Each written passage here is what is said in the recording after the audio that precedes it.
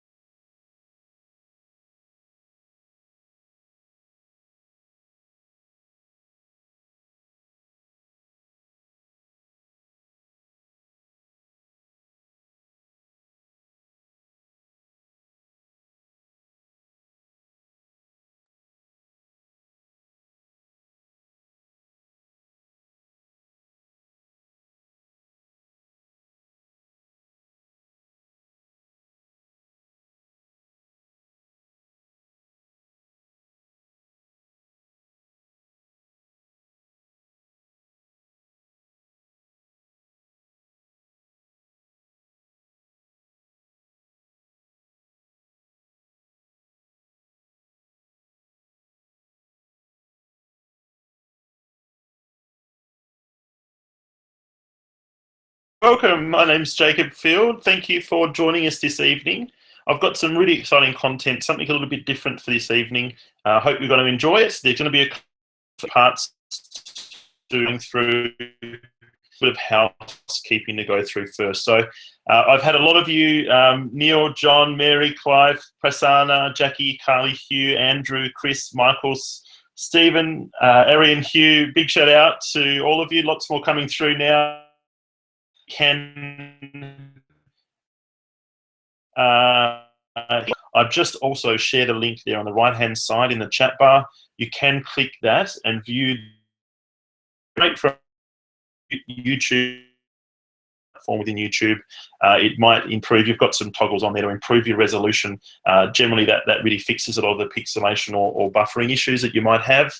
We do have reports sometimes through the main webcast. We know that does occur. So do jump across there now if you do have any issues with fuzziness, etc. To use that link, but you won't be able to use the chat there on that side. So there's a plus and minus. You can use this as a secondary window to chat in and communicate. It will be very dynamic. I would love to hear stories, feedback, property requests, suburb requests. You guys are going to be, right involved in what we're going to be doing tonight. So let's jump right in. I've had a quick poll on the right-hand side of the screen. Once again, 42% of you from New South Wales, which is quite the norm. 27% from Victoria, 4% from Tassie. So I'm down here in Tassie as well. Hello to all of you. And then 12% from Queensland and a mixture from the remaining states and territories of a few percent. So let's start moving forward. An interesting spectrum. Usually we have the lion's share from New South Wales. Quite a nice healthy number from Victoria tonight. So big shout out to everyone. A little bit about me before I get started, and there's quite a few familiar faces on the line, so I do apologise. I do try and just familiarise everyone with where I'm from and what I do. I've been investing for about 15 years. Bought my first house down here in Tasmania in the early 2000s. Now I own property across the country. I'll describe myself as a DIY property investor, someone who really biases and likes to learn and talk with other investors and experts and build up that network and really try and understand how things work and operate and improve and build upon my knowledge as a DIY investor. That's self-empowerment and using software and research and tools and talking with lots of other investors is what I love doing. Look, I've gone in quite a few directions in my investment career. It's now, a lot of renovate for profit, growth within Sydney market in the early 2010 through to last few years. But also, a lot of cash flow investments in the last few years. So sort of gone in a few different directions. Ripehouse was founded by me in 2011, and the Frontier Investor as a content platform underneath the Ripehouse platform. 2011, and it was. I've got a technology background and obviously property investment are my two main loves. So Ripe House is the perfect meet in the middle of that. I will be taking questions and getting really involved in the conversation tonight. So do jump in if you do have anything that you'd like to add or mention. If it's really relevant to what I'm speaking of, I'll address it at the time. Otherwise, I'll group it together at the end, and we can all get the benefit from that way. Okay, just going through the news desk and what's on the agenda for tonight. So we have rolled out, as of today, we've been rushing around trying to get it launched for this evening, our new look dashboard. It does have a couple of new features. I will be showing it when we jump into the software for our actual real life analysis later. It doesn't have anything taken away. It's got new features added, and it's just reorganizing things into 4 categories of a life cycle of you as an investor. So you have the learning and the learning and the education side, the locate and research side, the actual acquisition side, and then the management of that investment property and your overall portfolio. So we've split the site up into those 4 areas. More on that to come. Very exciting developments that are coming out in the next few weeks, really helping you in each of those 4 areas. Tonight's focus and core piece of meat is the 7 traps, pitfalls, and disasters, spooky disasters that I commonly see here at Ripe House. So we've got a really large group of you guys, investors, who are doing things yourselves, helping each other. We're doing our best to help you. We're investors like you. We see a lot of stories and examples and appraisals and situations. The investors are coming to us for a second opinion. Sometimes my mouth is literally left aghast. I've tried to, I'm constantly seeing it, and it seems to be with more regularity. Tonight is really just about grouping together a lot of the things that I see over and over again. These hundreds of different examples. These are some things that I see almost on a daily basis. And it's just a little bit of education and understanding around the potential, 2 sides to the other side, the potential for how there's advantage in the way people act that might be to your disadvantage. So just trying to talk through a few scenarios. I'm happy to open the floor up, and if anyone else has got examples to add, and we can really break these concepts out. But that's going to be the core of this evening. I did have a couple. I did mention in an email whilst we were around this webcast, if you've got any suburbs or LGAs you'd like me to research and focus on tonight, sing out. So please do in the chat bar. We've got a couple of big requests, so a lot of interest around the Brisbane area. We have done Moreton Bay and the Gold Coast up there recently. One of the requests that came through, which in addition to all the others, was around Brisbane within 10K. So I'm going to be talking through what I'm seeing in that market and how we could potentially invest there. And the other request that was outside of the norm, we haven't focused on it for a while, is what's happening down in South Australia. So we've got time, we'll get to that. And if anyone, so Red Bank Plains from Hugh, Upper Coomera, Indora Pili, lots of you jumping on the line. Feel free, and we can group that up at the end and get to it, time allowing. Okay, let's jump right in. Just before I do, this is the new dashboard page. You can get into this as soon as you log into Ripe House. This dashboard page is what is presented to you. These are the 4 silos, the 4 groups of functionality within Ripe House: the learn, locate, acquire, and manage. And the learning module, you can jump into the Frontier Investor. We've got some great content over there. Awesome negotiation article that's been posted today from Dave Ward. Really good sound, common sense advice around negotiation. We've got some really good resources and content that's been posted around some common pitfalls and traps that investors find them in. So it's a real by investors for investors. The content on there is really all about investment and helping you to thrive. So the Frontier Investors there, we've moved all of our university modules and reports, free and paid, into our learning centre. So the learning modules are over here. All of our research tools, so the state, the LGA, the suburb, the street, and the property, the advanced research tools are all now clicked on the Research Tools tab, and you can manage your portfolio over here on the right. The new feature on this page is the Ripe House news feed. So this is check it as often as you like, a daily running guide. any new content that's published on the Frontier Investor, any new strategy updates, new suburbs that have arrived into the report or out of the report, any suburbs that have had a health upgrade. It's a news feed that's catered to you and unique to you, that's provided there. So it's a really nice mechanism to keep checking and processing new information as it comes through. So that's the new dashboard. Check out the Learning Centre at www.ripehouse.com.au/learn. And yeah, the news feed is a really nice piece to tie it all together on that dashboard. Okay, so look, there's been a lot of content and it's been a very busy week. So I have grouped these. They have been on my agenda. There's no fancy graphics. It's really all just about the meat and getting to the crunch tonight. So these, I would say, and there's plenty more, but these I would say are the biggest 7 areas as an investor that I see.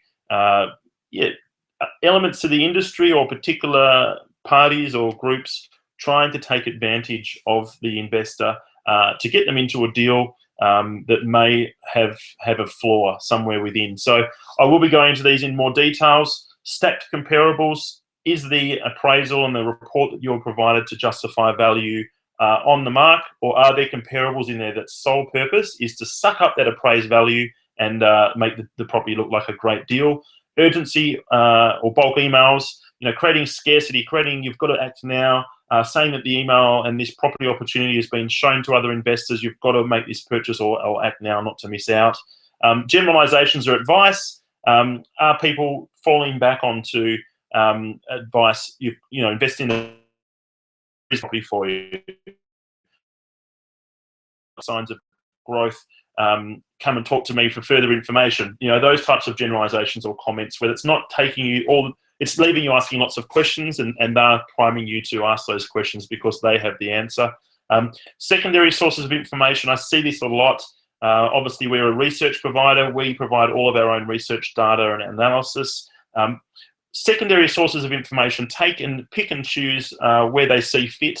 From primary sources of information, they collate it all together to make a very favourable recommendation and to make themselves sometimes look like experts, and then using that primary source of information to justify a purchase which they've been able to organise. False testimonials. I see this all the time. Have you ever seen a photo testimonial about a deal done, purchase for this, appraised at this price, rent is this, this is the amount of profit up front. If you ever can dig deeper, I'll show you some tips how to actually prove and disprove these testimonials and really know the real facts. And then hidden commissions, ways, structures that are in place to extract money from you without even realizing it. And actually that is money that you're paying above and beyond what you should have, and it could take you multiple years to get out to have organic growth in that property to cover the extra costs and commissions that were paid that probably shouldn't have, and you could definitely have avoided. And then off-market opportunities, talking about buzzword, and it's sometimes used by and to access bulk deals to push through their funnel to you as an investor. So I'm just going to be talking through all these concepts. I'm not wasting any time. I'm going to jump right straight in. Okay. Yeah, I just wanted to probably clarify. I'm not going to be naming names tonight. I'm just going to be trying to clarify some structures and techniques and elements that you need to watch out for. Okay, so you might you might have been exposed, or you might understand, or you might actually hear something I say tonight and go, well, no, that happened over there, or yes, that happened to a friend, or yes, I've seen that I can see how that would play out. But these are all based on Ripehouse users' conversations. I'm literally having conversations with you on a daily basis, trying to talk through how you've got to certain points in your decision-making process, and then helping you and sharing war stories, I suppose, is a good way of putting it. Okay, number one. I'll get through this quite quickly. I'm trying to finish up by 9 tonight and have the individual area analysis all included. So try and stick with me. Once again, if you've got any questions or you'd like to add something to it as I'm talking, I can stop and build something out. If you've got an example or you've got something that, yes, this has sort of happened to me in the past, jump in. I'd love to hear. What we mean by stacking comparables, so I'm sure you're all quite familiar with an appraisal or valuation report, and in that report, it might have a common brand or a large brand, a research firm, or it might even be commissioned by a valuer or a bank, or your mortgage broker, etc. Sometimes that report, it might have that branding on it, etc., but there's actually a mechanism to allow a selling agent or a marketer or a buyer's agent, someone working to show you the property, to construct the comparables manually. Okay, so you can automate an appraisal. It pulls in the most likely comparables. They may be right, they may be wrong, but you can actually go in a lot of cases and curate and control those comparables. So that gives a person who's creating that report a huge amount of power and ability to bias the comparable and valuation of that property. Okay, so branded reports can sometimes mean nothing because it's the actual individual putting the report together using that software and brand that can manipulate the results. I've seen examples where there's 4 comparables on the report. 3 of them are very similar to the property. One of them is a complete, absolutely ridiculous joke. It's like someone is having a joke, and it's included there as a 4th comparable. And it's very obvious that it's a different class of property, even though it has the same number of bedrooms and bathrooms and similar build time, etc. But the proportions and quality of that property are far superior, and its job is there to probably slip under the radar. It's sort of obvious in plain view, but it's sucking up the aggregate or average of those comparable properties to justify value in this purchase. Okay, so one example that I've seen, just as to show numbers, there were a huge. It was very easy to find half a dozen examples of recent sales that have sold for $320,000 for the property. It was just outside of the Brisbane area in the last 6 months. So it was very easy for me to go in and find comparables to justify a value of $320,000. The appraisal and the report that came back was trying to justify an appraised value of $380,000. So this wasn't just an extra $10,000 or $20,000. This was a full 20% above and beyond what was a fair market value, and quite easy to access. The property in question was $450,000. It was a vastly superior property, completely renovated, 2-story mansion with pillared front, pool.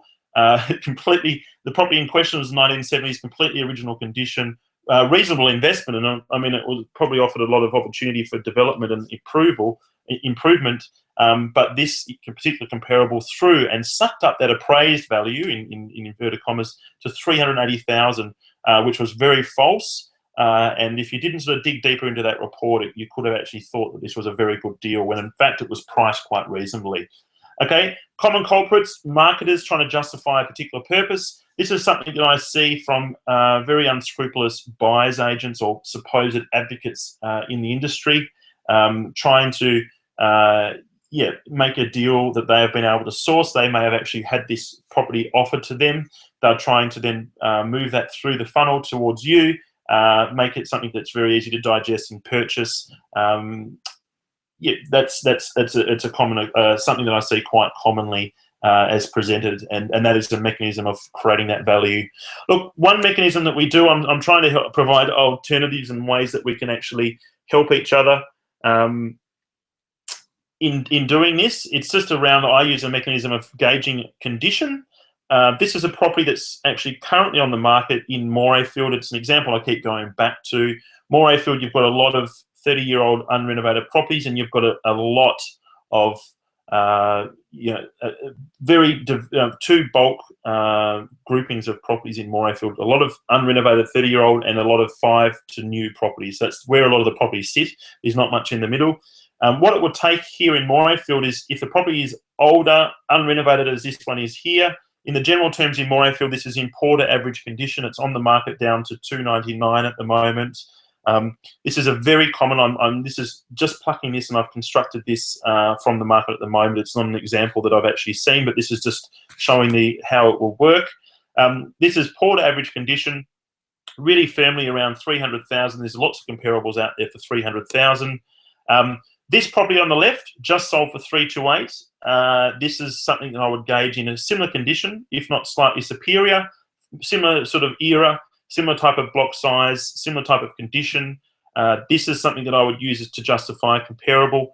The property in the middle sold for $350,000, so it's slightly superior, or reasonably substantially quite superior.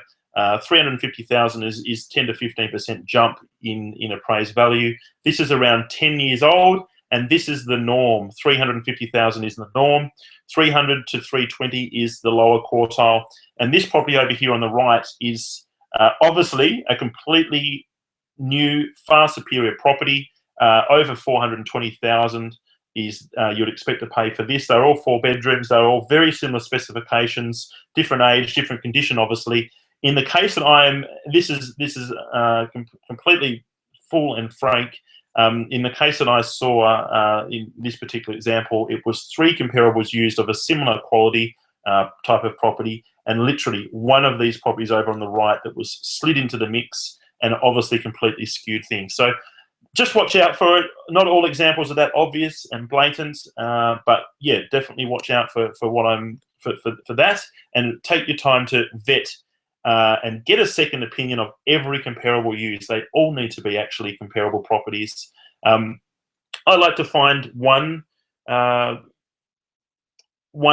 like to find one comparable property that's same block size. Scott's just made a comment there around the block sizes. In that particular example, Scott, they were all around that 600 square meter block size. Obviously, the land component has a massive effect on appraisals. And on the appraisal that I was using as an example, that was from a real life example, they were all similar block sizes. And yeah, the lower and upper quartile just on build alone can sometimes be 20% either way, just on the quality and the condition of the property. A bit of a structure that I use is looking for a primary comparable and then working back and finding a number of secondary comparables and giving a lot of weight to that primary comparable. That will allow you, if you've got limited access to comparables, not much stuff is similar and has sold recently, to really find that key property and give a lot of or more weight to that and a few secondary pieces of evidence. I like to look at recency of sale, 3 months or better. Condition of the property is similar, specifications and features. Does it have a pool? Is it high set or low set, brick or weatherboard? Does it have a new kitchen, new bathroom? Is it presented for sale? So has it got a current tenant who's presenting it very dingily, may have sold under its actual real value because of the actual sales campaign? Are they quite similar, quite neutrally positioned for sale? Similar block size, similar age? All might seem like really obvious things, but you've really got to take the time to vet each comparable and make sure that they are consistent. Okay, moving along. This is something that I see even bulked and combined with the falsified comparables, bulk emails. So a business that you're working with, a buyer's advocate, a marketing company, a educator, is providing a property and giving you the listing in an email that's obviously been sent to a lot of other people as well. So they're saying, this is an off-market opportunity. This is something that has come through our funnel. This has come to us. We've found an outstanding opportunity here. You must act quickly. Other investors will be provided this same opportunity. So you've got to make your decision quickly. And it has the appraiser report, it has all the information, etc. The secondary sources of research to make this look like an absolute done growth deal. When they're trying to rush the deal and force this scarcity, it's time for me to go, hang on a second. I'm still going to go through my full due diligence process. I'm not going to take any shortcuts here.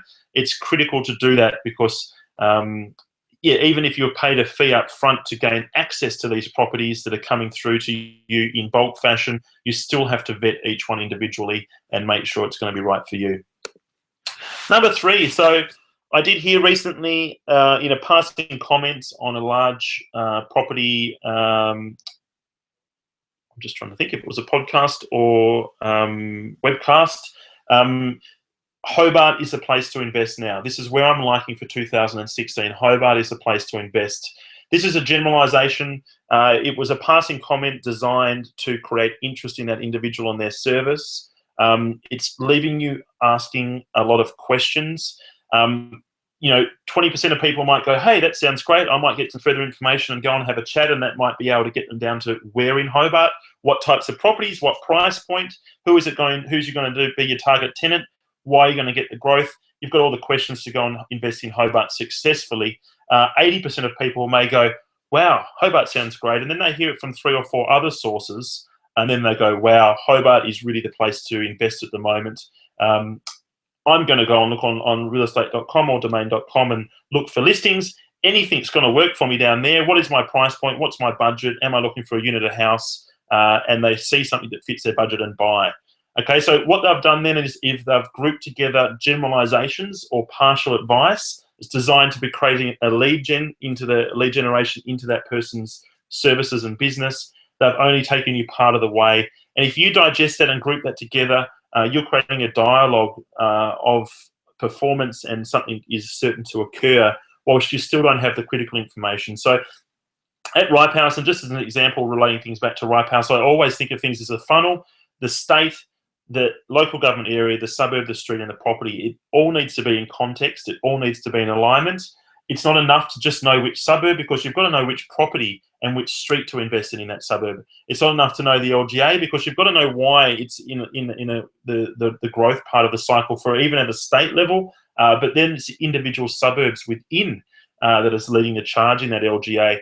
In Hobart, as an example, we are only seeing a very thin slice of suburbs bordering the Brooker Highway, starting at the CBD north. You've got a lot of the key middle to upper market suburbs have already topped out and had some good growth, and sales volumes have dropped substantially. Rent has stagnated. Growth has occurred. Yields are low. You've got really strong buying or growth conditions in a lot of the middle to lower market in the northern region of Hobart. It's following the Brooker Highway. These are the areas that are looking like set for imminent growth, have very strong sales volumes and trending sales volumes, really strong healthy yields, which show that a lot of people are moving to the area, demanding to rent there. Rents are going upwards, but growth hasn't occurred yet, so yields are still high. There's only a very specific slice, half a dozen suburbs. We're only seeing 3 or 4 suburbs in Hobart at the moment that are worthy of our attention. There's only been another 3 or 4 for the whole year that have come in and out of the mix. And the only reason why those 3 and 4 other suburbs have moved out of the mix for us is because there's now too much heat, and the growth has actually already started to occur in lots of good, in strong numbers. So, yeah, that's just a generalization. Yes, Hobart is showing as an LGA and a city great buying conditions for growth, but it's only been led by the tip of that mountain top, or that you've got to be in front of the wave and not on the momentum on the back of it. So that is something that I see, and I cringe every time I hear it. Generalizations or partial advice. You've got to be led all the way to water to make clear and concise decisions. That's probably something that's quite similar here, and I did speak about it in the introduction, is secondary sources of information. So has the individual or the research company or the educator, the marketing company or the buyer's advocate rinse and repeated secondary sources of information? So they've literally just done what, in that previous example, the individual investor has done, and they've listened to all these different sources that are saying Hobart. They've pulled it all together into a fancy report, branding, website, all of this information. They've adjusted it to suit their purpose, their relationships that they've built up. So they may specialise in certain LGA, they may specialise in inner city Brisbane. They have then pulled together all of these other research experts and opinions, and as secondary sources, pulled them together into their dialogue to push their message and potentially position opportunities that they have come across in amazing regularity in this location. And then, on from this as well is leveraging as a second-hand source of information. The LGA might be right, so they may be landing on somewhere that's in the media now, or it's in vogue and it's market momentum, and they're coming towards Logan last year and Gold Coast now and Moreton Bay 6 months ago as an example, and then they've got the dialogue, they've got you believing in their abilities, and then they can scattergun approach and pull properties that are easy to acquire, in that may be completely unsuited to your strategy, completely unsuited to the street or the suburb that they're located in. They might be a white elephant that's sitting there. They haven't gone all the way down through that funnel. So you're left potentially with a good location in the local government area, great train lines, etc., but you've got a white elephant that's sitting there. all data is open to interpretation, and if it's brought together as a secondary source, you've lost a lot of that meaning. That's something that I see, and I do shudder. And sometimes it's very elaborate and fancy reports and presentation. Okay, false testimonials. So this is a big gotcha. Something that there's a very easy way to actually check these comparables, these testimonials. So look, we've actually got testimonials like this on the Frontier Investor. So go and check it out. One of our first posts on there a few months ago was a case study of Guy Williams, who's an investor within Ripehouse. He's bought 10 properties using Ripehouse in the first 10 months of his subscription. That was about up until about 2 months ago. The average capital growth per annum for those 10 properties was 25% growth in that time, 6.25% yield. All of the properties were under 300,000, most under 250,000. He was able to go in and use the software to find these over and over again, deliver imminent growth. We've got pictures on the Frontier Investor. We have gone in, so Guy has done his personal appraisal of those properties. We've gone on in and offered a second opinion of those appraisals, and we've then given a pessimistic appraisal of that property, just to make, to cover all of our bases and not exaggerate the results. So you can use that. That's a testimonial. That's a property that's sitting on the Frontier Investor in that article. So look out for Guy Williams on there and go back and have a look. We've got 10 property examples. Each one has an image, purchase price, current rent, current yield, estimated current value. Therefore, you can see your value and your equity. Sorry.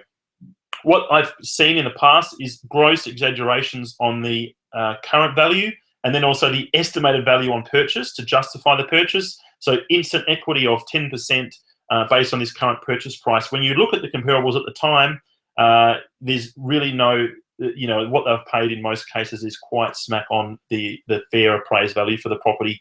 So a little tool that I like to use to help vet things is just save the image to your hard drive, go into images.google.com.au. You can see a search by image. You can upload that image to Google there. It does a reverse image search. So it goes off and finds the original listing of that property. So it will find that property, the front picture of it. It will go off and it will match that up with when it actually appeared on one of the online listing services. You can then find the street address. You can then go in and use any of your valuations platforms. You can get your mortgage broker, etc., to do it.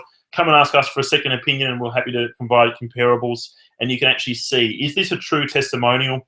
I'm not exaggerating. We've done this and spent a lot of time on it, over 100 audited testimonials using our opinion, mind you. So this is only our opinion. In 90% of cases, it was virtually every one.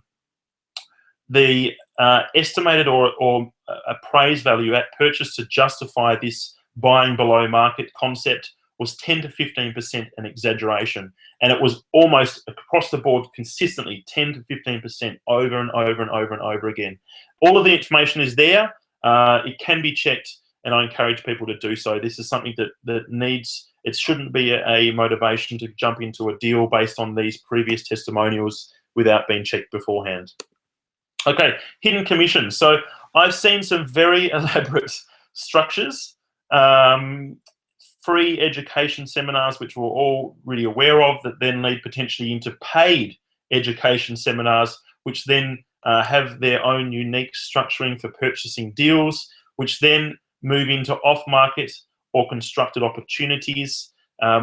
May or may not be, provided with reports which justify these local government areas and the opportunities within the whole communities that have been built. And there's a few of them around Brisbane at the moment, which is 20,000 dwellings that's been rolled out over 20 years. The opportunity and all of the education is taking you through a very well orchestrated process to get you to a property. And in a lot of cases, these properties, by the way, you can actually walk into the development office, the office on site, and even if they're not or they're advertised as not marketed to the public, you can it doesn't take much twisting of the arm for them to arrange a sale to you in a lot of cases, where you actually can just buy the block, you can get a local builder, you can get the job spec'd up. They're probably subcontracting anyway to the same area, so it's not like they're going to be charging you a a bit of extra cream on top because it's a one-off deal. A lot of the mechanisms designed to make profit, even through the education and the free seminars and the research reports, etc., is built into the actual purchase. Okay, so building costs, cost per square meter. Some cases I've seen on the ground, it's not hard to negotiate and find builders between $1,100 and $1,200 is fair market price for builds in this in the outer Brisbane area that I'm using as an example. The build cost per square meter for the properties coming through this funnel and displayed there were $1,400 per square meter. Someone is making cash there. Someone is making profit. It looks like it's a new build. It's all sort of checking out. This is a negotiated rate. That is a lot of money that's built into that. And then you've got reselling and marketing fees. So this is a really common thing, and a lot of people understand that this is out there, but you'll never find out about it. If you've bought a property through a service or a company or a structure like this, you might not ever actually find out that you have paid $30,000, $40,000, $50,000 in commission to that marketer to provide that opportunity to you. So just watching out, question everything. If a property has been provided to you, just look for that second opinion. Look for having that appraisal, just using the sanity checks on it. And if you want to go new housing, there's a lot of great opportunities. You can potentially do it yourself. You can organise and negotiate with the local builders, and there are reputable buyers agents and groups out there that literally they make their money by repeat successful outcomes for the individual investor. If you've paid $50,000 more for a property than it's actually worth, it's going to take you, you're not going to find out about that straight off the bat. You're not necessarily going to walk out and refinance and realise that that property is underwater from day one. It might take up to 5 years to work out that that property is a dud. It hasn't had the growth, or you potentially you go to sell it and you realise you're overpaid to start with. Sometimes, in a lot of these cases, all of these scenarios and layers, all of these scenario and layers can be, big get out of jail free card if they're buying in these LGAs that having good growth anyway. So, if in the first 12 months or 3 years there is 10, 15% organic growth per annum, it might cover up a lot of these methods to extract cash and extra or hidden fees from the deal.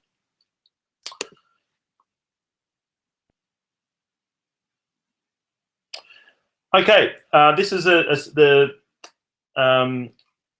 last point is around off-market opportunities. This is something that I've seen very elaborate and well-structured relationships to provide off-market. So off-market can be used as a buzzword to say that this this property being provided to you has been through methods that we can control. This is a legitimate off-market property. That you're going to get a great deal because it's implied that there's no selling agent fees are not going to be necessarily passed on or paid. So the saving might be passed on to you and shared with the vendor.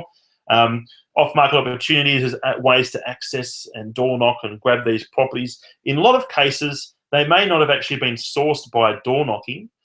They may have actually been sourced directly from a rental role or a managing agent in that area who's then gone out and contacted all landlords, offered them a very attractive price, which has then been justified by stacking the comparables. That's all hidden and obstructed because it's off market. You haven't got data around demand and supply for that property. It hasn't been on the market. It hasn't been on the market for 90 days and there's been no offers. It hasn't been on the market for 50 days and there's been a 10% discount in price. You've got no indication. You haven't been able to go to an open home and see that there's no one turning up or that there's lots of people turning up. You haven't got any of these indications of what's actually happening with the property because it's all been obstructed because it's an off-market opportunity. So sometimes there's just ways, as I've sort of touched on before, a buying group or a larger buying agent or company has the marketing message very well briefed and articulated to invest in a certain area. They can repeat that and convince anybody that this is a great deal, go to this area. They then need to source properties in bulk to satisfy the demand that they've created, and this is sometimes a mechanism to be able to service that demand in bulk. When you're doing that, when you're scaling to that level, the individual deal and quality is sometimes suffered in huge degrees. And then you see mechanisms where they're stacking comparables to justify price and sale. Then they may even have internal mortgage broking or financing arms that are reiterating those problems and the mistruths and stacked comparables if they're not doing their job properly. Look, this is all doom and gloom and worst case scenario. I'm just asking questions around the structures of how these things are put together and just trying to encourage conversation in your own mind and with your partner and other investors around, is this something that might be happening and occurring? I need to be aware of it, and I just need to think about all of the moving parts in the conversation. Okay, Scott's just mentioning here, which can be elaborated on if anyone's got any further information around any referral fees must be disclosed in contracts in Queensland regarding laws. Yeah, sorry, from law, it needs any referral fees, etc., need to be disclosed.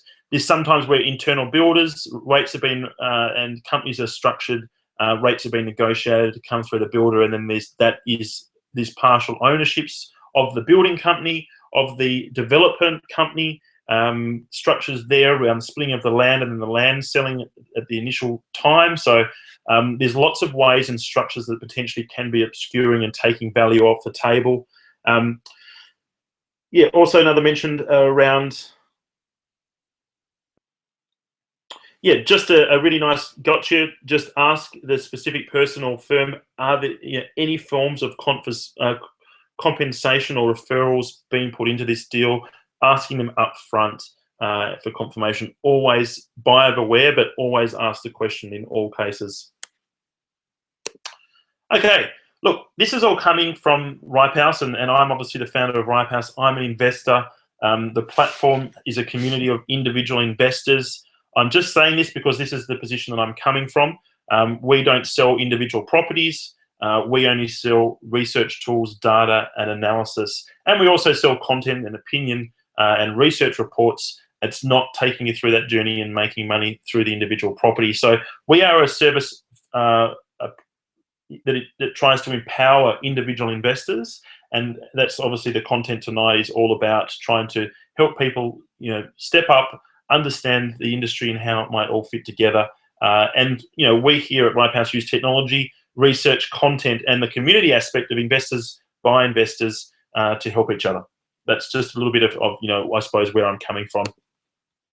I wanted to probably hold it there in terms of the buyer beware stuff, and it is content that I haven't actually spoken of tonight. So I'd love to hear some feedback around anyone that's listening. What are you thinking of the deal? And if you've got anything to add, I'd love to cover it. Is it something you can see or been exposed to? Please feel free to get onto the chat, and I am here and building that into the conversation. Let's jump in and do some research. So we've had a few requests already.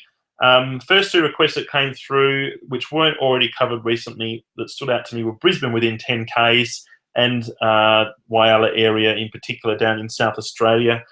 We have got Hugh, Redbank Plains, Upper Coomera, Indooroopilly, and a few others which are quite outside of the norm. So they are the big three that we might get to if we have time.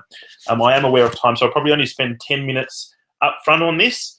Then we'll do a question and answer session at the end, which we can then do one-on-one stuff and individual properties.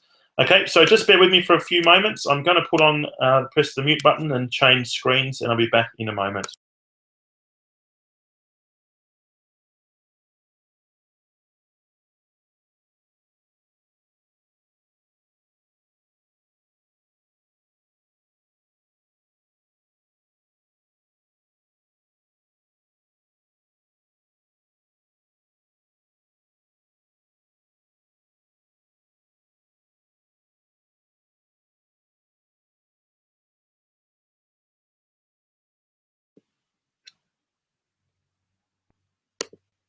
Okay, I've just changed screens now.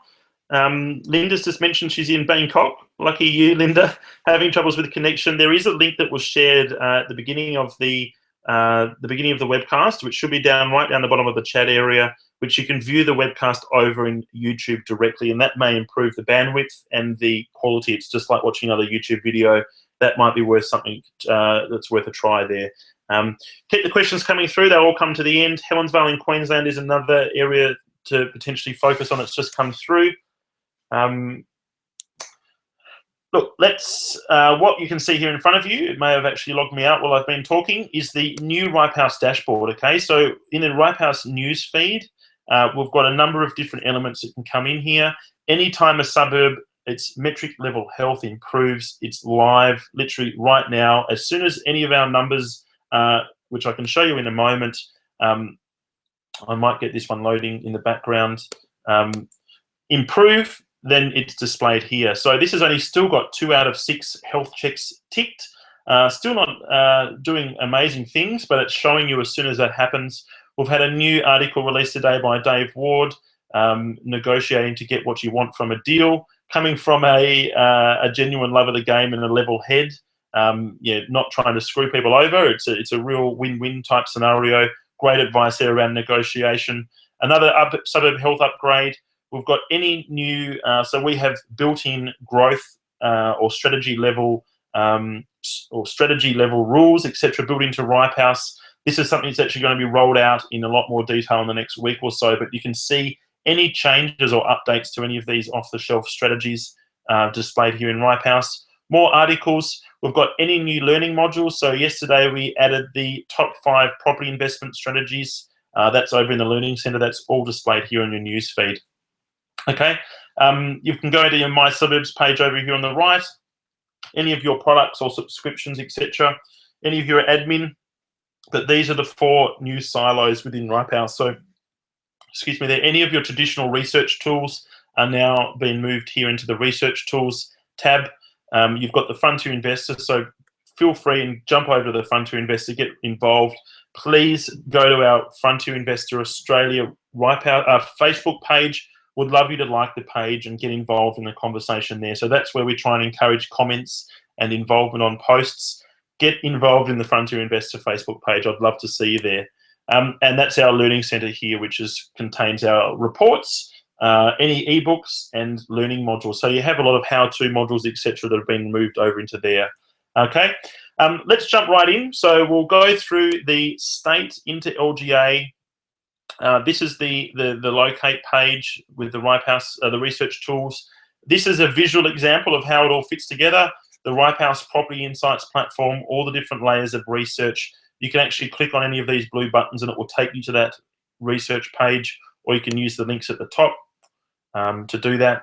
In the background, I've actually loaded the advanced metrics page. So for every suburb in the country, for houses, units, or all for each suburb, you can see actual on-the-ground data as of today within Ripehouse. Whenever you see the heartbeat, that means that that data is live as of today.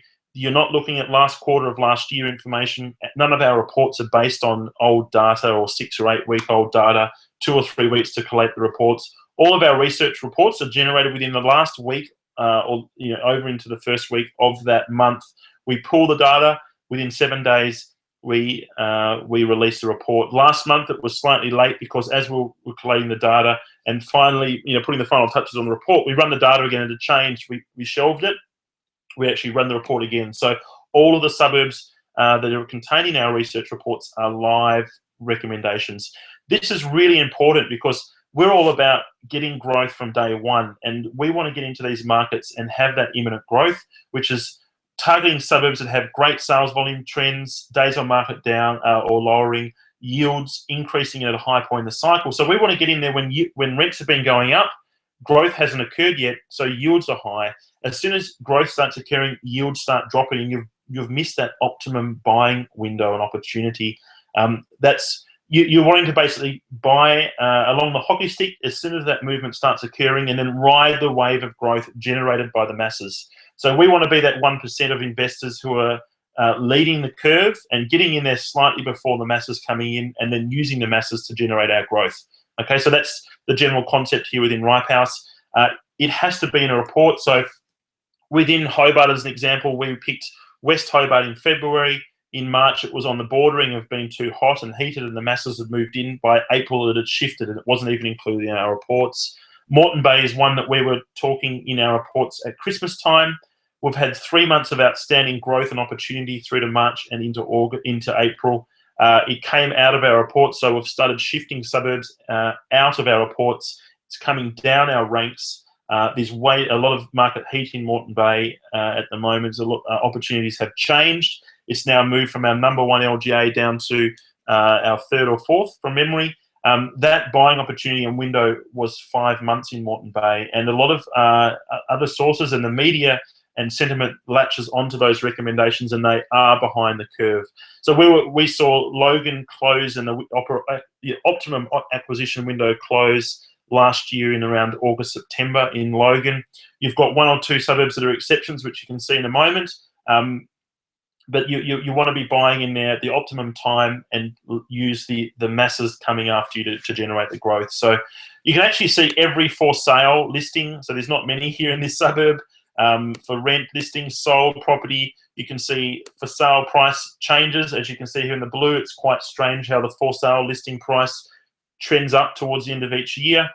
You can see sales volume data, yield data, all of the key information that you need for each suburb.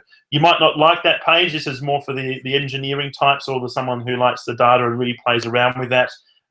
We like to represent things here at Ripehouse in multiple ways. So here at the state level, I have skipped back again, so I've closed that page off.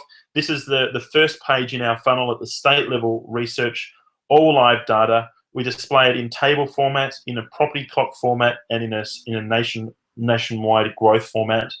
All of our property clock data and assessments are in-house. It's using in-house algorithms based on live data.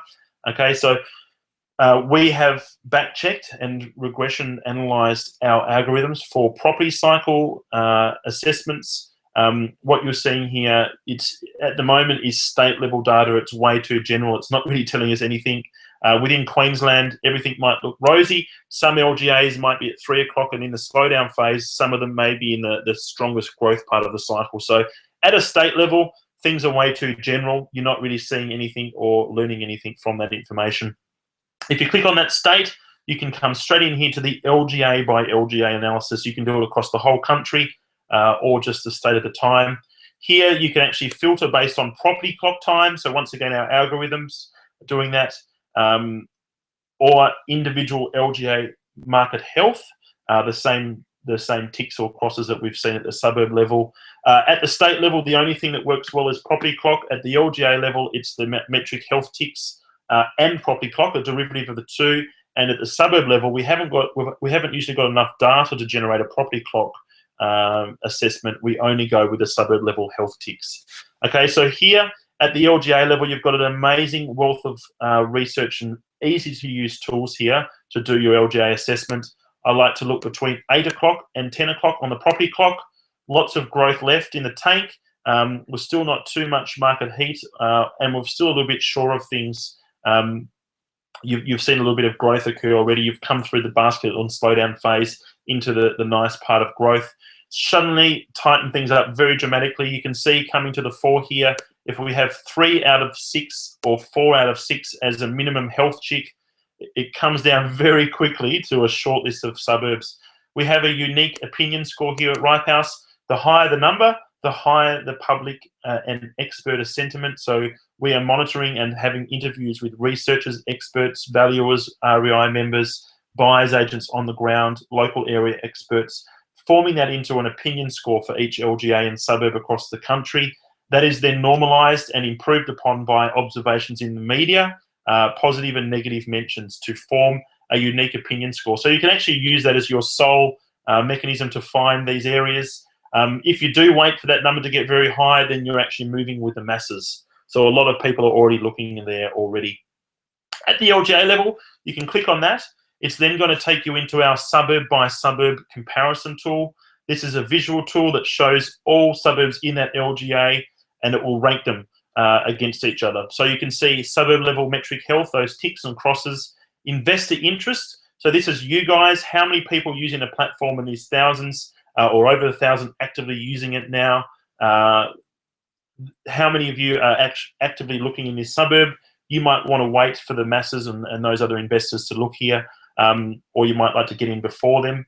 Obviously, Moreton Bay is our #1 investor interest market in the country at the moment. There was a webcast last week where I went through that data. So obviously, investor interest is very high for every suburb. Expert opinion is very high. Investability means, are there properties currently for sale in the streets set for imminent growth? So I'll show you that in a moment, how we find the streets that are set for imminent growth. And that's a yield. Income means yield and vacancy rate play. So the stronger the income, the more stable the yields are and the higher they are. So we actually use this. You can click on the big green button. That will go across the whole country outside of Moreton Bay. Look for the biggest, greenest, strongest, healthiest suburbs, and then you can shortlist them that way. So if we actually click on this and go into Naringbah, which is in Moreton Bay, we can do some of our street level analysis. I might not actually use this suburb. I might flip in now to one of our user request suburbs. Actually, I might pop back here. I'll stop that loading. I'll load up the LGA of Brisbane. And I've forgotten, big shout out if you are on the line, which the investor who was asking around Brisbane, which suburbs in Brisbane within 10 Ks would you suggest? Within our report, we actually feature the LGA of Brisbane. There's obviously lots of suburbs there. In our report, a lot of our stronger green suburbs are in that northern corridor out to Geebung. Geebung might be slightly out past the 10K mark, as you did request. Potentially coming into Kedron is quite a strong market in that 10K band. Enoggera has been featuring in out of reports that may be within 10Ks. We might start there. Just a few considerations. Watch out for supply side risk. So a lot of units coming into the market constantly in the northern quadrant of Brisbane. That adds a lot of variables that you can't control to the mix. May put a handbrake on growth going forward. Let's use Enoggera. It's scoring very highly in all of our metrics within Ripehouse for imminent growth in the 1 to 3 year period. No guarantees. It's saying that this suburb is stacking up very nicely compared to other suburbs of like, and using that visual radar screen, which is that price. So it's stacking up really nicely. There's a huge amount of information on this page. You can see neighbouring suburbs, how they compare on rent or any of these other metrics. They'll take a few seconds to load. So Enoggera is slightly lower renting than neighbouring Gaythorne. You can change any of the metrics there. So suburb by suburb analysis here on the right, street by street analysis here on the left. You've got all of these fun tools. So seeing all sold properties in the market over the last 3 years, rental properties that are currently on the market there in green icons. You can spend hours on this page really getting immersed in the research and the data. You can see each individual on-market property and its full listing history. This property here, as an example, has been discounted by 3% since 5th of April. You can see all of the listing history there for it. It's gone from 405 down to 399 down to 390. These street where public housing overall in Enoggera, 30% public housing in this street area. So that's enough to be a dramatic change in the street appeal of that area, somewhere we'll probably suggest to stay away from. So I did skip over this slide before.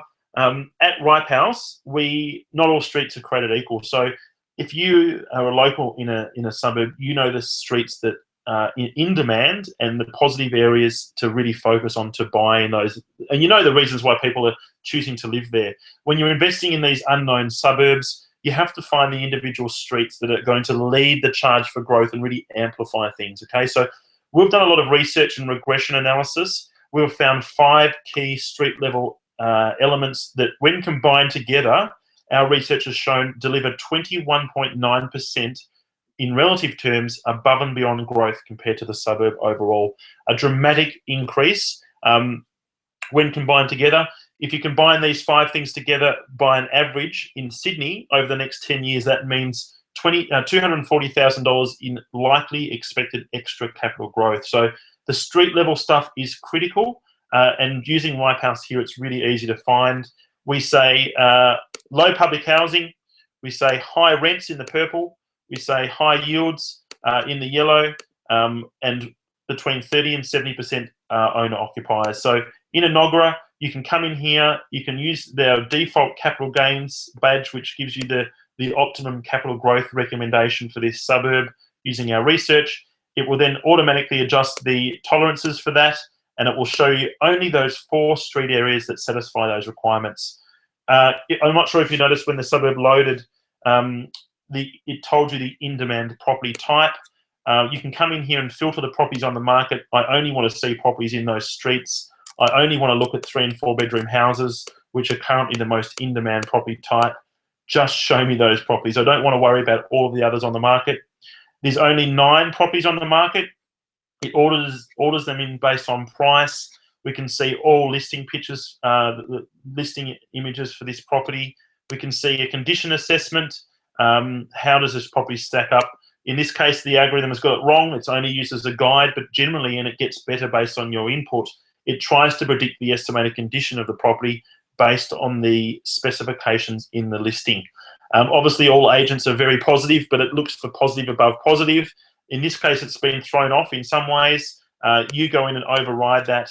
That's going to go away and be more likely to find comparables in a similar condition. You can see full listing history, suburb, street and area data. It's going to go away and find your top 5 comparables. This is the whole theme of this evening is actually owning each comparable. Take the time to go through one. If this one here is 750,000 and all the rest are 560, start there and go, is this superior? Should I take it out? And you can remove that and replace it. I like to get a nice narrow band within my comparables, all very similar. I could spend half an hour talking through my whole process here and doing this, but in this case, just try and find similar properties in similar conditions, similar specifications. Try and get the 5 comparables within about 10% of each other, and then that will take an average of those properties through to the appraisal tab here. That will then tell you, is this property in a good location based on shop, schools, transport, and public housing? We've actually mapped out the relationship between value and price and the location and proximity to each of these key value propositions, and that is then shown to you here on this page. You can see how we've got to an appraised price, asking price, estimated rent, and yield. If you've got any doubts as a Ripehouse subscriber, if you want to get a second opinion on any property, you can click on Ask Ripehouse, and that will come through to us, and we will action that as soon as we can. I might leave that there, and we'll just pause for Q&As, and I've got a list here of suburbs to go through in our Q&A. Just one moment while I switch back slides. Please get in with any questions around what I was just doing there and the software and the platform and anything you've seen. I'm all ears, and I'd love the conversation to be very involved. So I'm just as I change screens around. Look, just before I go on to some further suburbs, I'd love to just talk to you. So these are the slides here. I was talking around the street level analysis. Things like public housing can have a massively or very dramatic effect on property value, up to 25% each way. Huge variance there caused by the level of public housing in the street. And you can see we have that public housing data for every street in the country. These are the 5 factors at a street level that we have found result in that 21.9% average increase or amplified capital growth. Low public housing, generally under 15% in the street. Lots of the in-demand property type, high rents, high yields, and high tenant demand. When rents have gone up, yields have gone up with it, and growth hasn't occurred. It shows that people moving towards that area for new jobs or new population pressure or new utilities, etc., driving rents up, and yields are following it, and that is where investors potentially going to come after you and buy in bulk, and that's what you want to lead the charge and get that growth created by them. Okay, I've moved the slides around. I do apologise.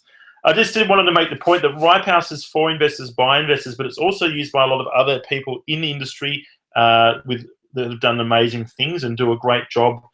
Investors, buyers, agent, educators, and researchers. Some really successful and well-known people in the industry use Ripehouse for their research and helping back up their assumptions. I might just go through a couple of deals here really quickly around other Ripehouse users and what they've done recently. Ross actually used the software in January to buy in Moreton Bay. He's beaten the heat. If I was to jump in there now and appraise his property, it's now heading up towards 340, 350. He purchased for 310 in January. was able to come in and still negotiate, and our market assessment at the time was around that asking price of 320. Negotiate under that because he was beating the heat into that market, and now he's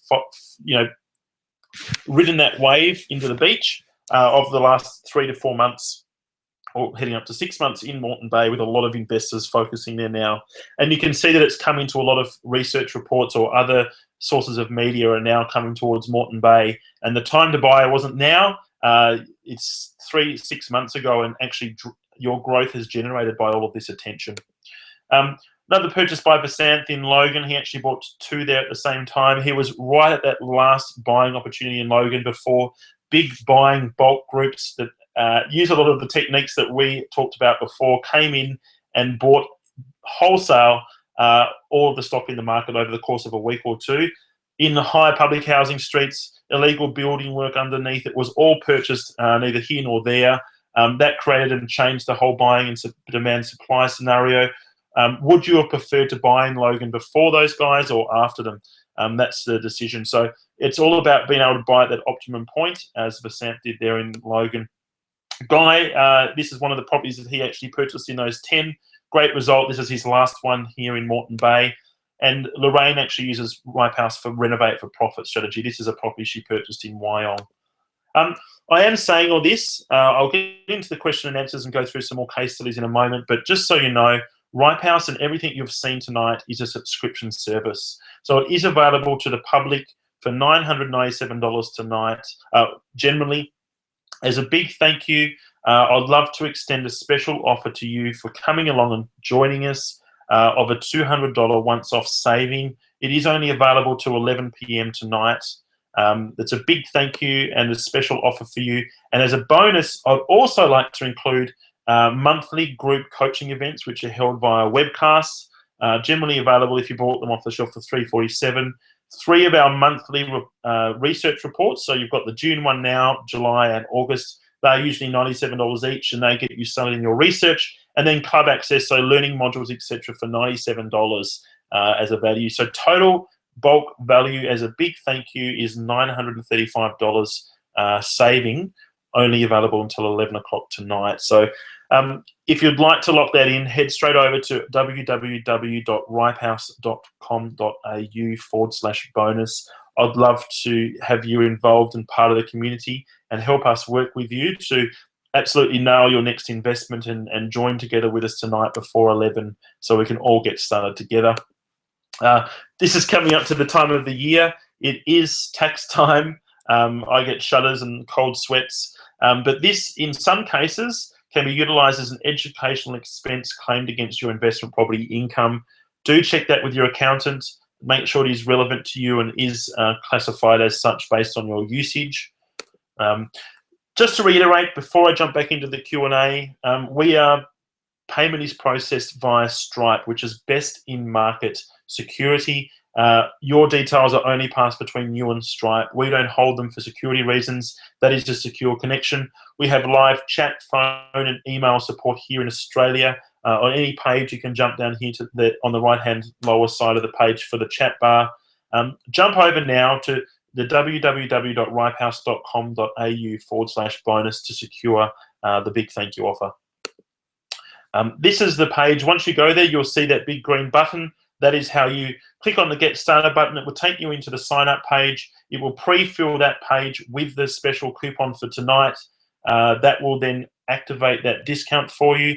You enter in your basic email, name, and phone number on that page. You click the subscribe button. That's where you enter in your credit card details. It will lock in the $797 for the whole year price. It will then process that securely. It will then take you to a thank you page, welcoming you to the community and send you your login details via email. So watch out for those welcome details. They do come via email within the first 5 or 10 minutes at the absolute most. Check your spam and promotions folder because sometimes it's coming from an unknown source that may go through to there. So yeah, we're on hand for any questions and feedback or inquiries on the chat and email support. But do head across to www.ripehouse.com.au/bonus. Okay, so for those of you that don't want to stick around for the Q&A and the further suburb level stuff, individual suburbs we can go through. Thank you so much for attending. I really hope you've got something out of this evening. I hope it's stimulated your thought to question any of the advice or the structures that you find yourself in. Some of the common mechanisms that I see over and over again here at Ripehouse. If you've got any questions, feel free to send them through to me at jacob.field@ripehouse.com.au. I'll hit the pause and the mute button here for a second. I'll be back in a couple of moments once I've gathered all the questions. For those of you not sticking around, thank you and good evening.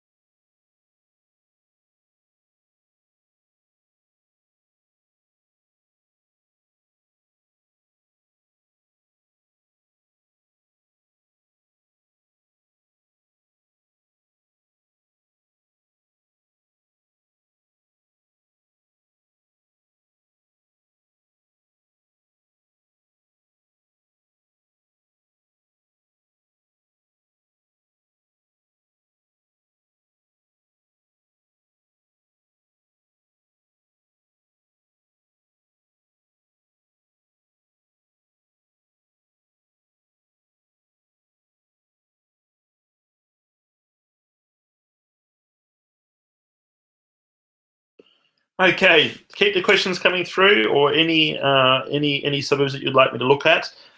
We've got a couple of generic questions. Thanks for the big thumbs up, Hugh. It's nice to get some feedback. If you've got any positive or negative feedback around the content, how you'd like me to put things together, or any changes, any compliments or not so compliments, please let me know. I'd love to hear how you found things. Arian's asked, where are comparable sales or appraisals? I'm assuming you mean there where they are sourced from. So as Ripehouse, we act like a search engine like Google, and we go across the internet over and over every day to find and update listings. So for sale, for rent and sold listings, we are gathering all those together like a search engine. So we're not the source of them. You have to go back to the source to contact the agent or get further details. But we're able to then track and monitor those as comparable sales or appraisals and then provide them back to you.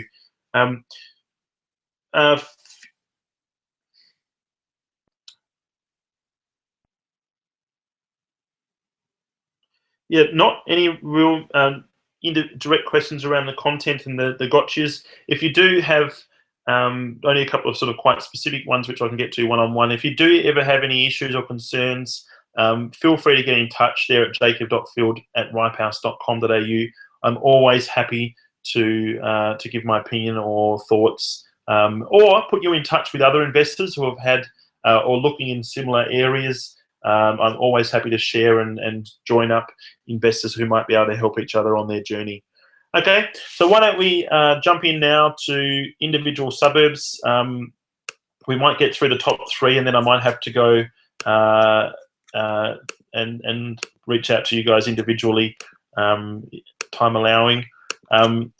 So we've got Upper Coomera, Coomera in the Gold Coast. So Coomera was an area that was included in our 2 or 3 of our reports up until last month, our monthly report. So there's only around 20 suburbs each month included in that. So Coomera is right up there in the top growth markets in the country at the moment.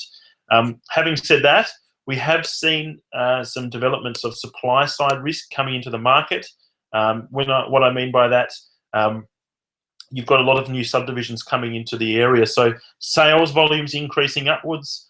Days on market is not coming down as you would expect. It's stable and even increasing. So it means that new supply is coming into the market. That has taken a little bit of heat out of the market, and it's dropped down our list in terms of growth recommendations.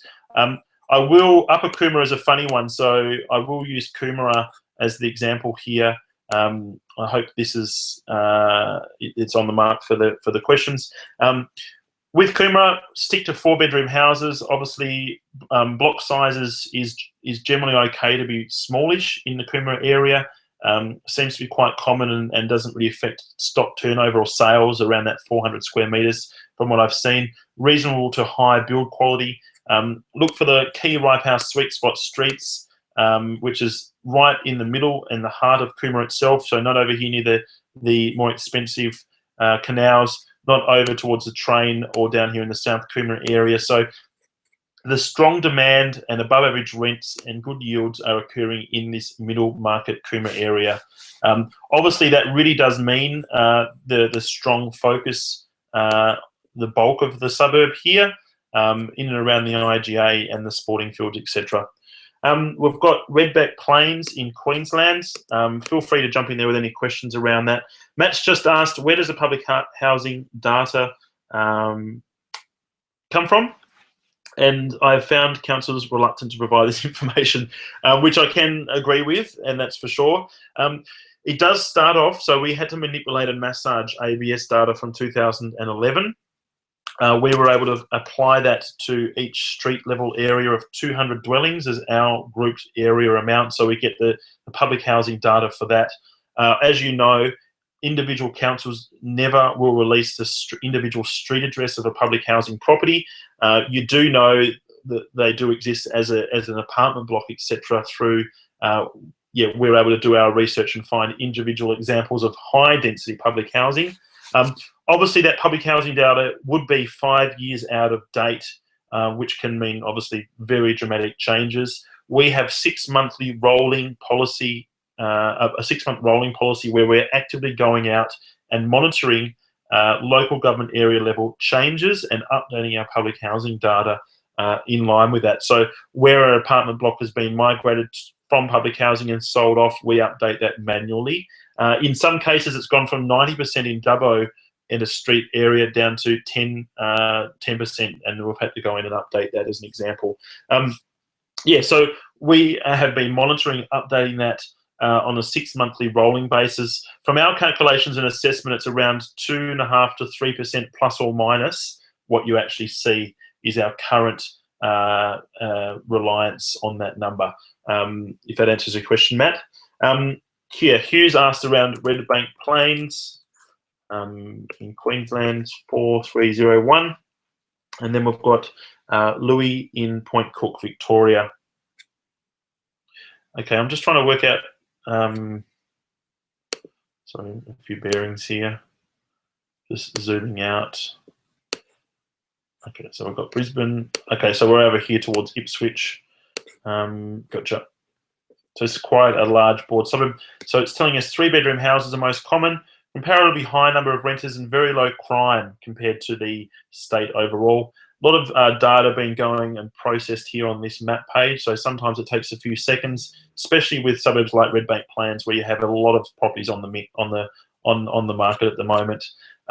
Let's have a quick look. So we've got 295 as our lower quartile price, 337 median, 370 is upper quartile. Rents only vary around that 10 to 12% change, but property values around that 20%, 25% differential across the quartile. So quite standardized rents. That would suggest, like most areas, that the best yields are available at the lower price points around that 300K mark. Let's jump in here and look where the Ripe House sweet spot streets are. We're actually getting 12 coming back here. They are quite a large grouping. I might like to tighten that up. You can see a clumping of them through the middle of the suburb there, and then some here in the north. What I generally, as a general rule, it does look for the specific requirements. I might try and tighten this up a little bit, just to try and, if there's 35 areas in the suburb overall, just to try and look around that 10 to 15% and see if they are grouped in and around the area together. In this case, there is a strong bias towards in and around this school area here and the main highway, and then potentially these 3 areas over towards the Woolworths that look like. So what we're looking for, lower public housing, lots of 3-bedroom, 4-bedroom houses, high rents, good tenant demand, and high yields. And these are the 5 areas that are leading that forward, if that answers your question. Amir, I'll get to you if you'd like to. I can refer you through there. Look, I might leave it there. I'll stick on the line individually on the chat. Pop me through an email or live chat for any specific questions, and I can get to you individually. Yeah, I'll hang around, obviously. Just for everyone on tonight, though, I do understand time, and we've gone way over. So I'll leave the visual element of tonight on and stay around on chat and talk that way. Thank you once again so much for attending. Yeah, I'm really glad that you've found the content beneficial. I'd love to hear any feedback that you have. And until then, happy investing.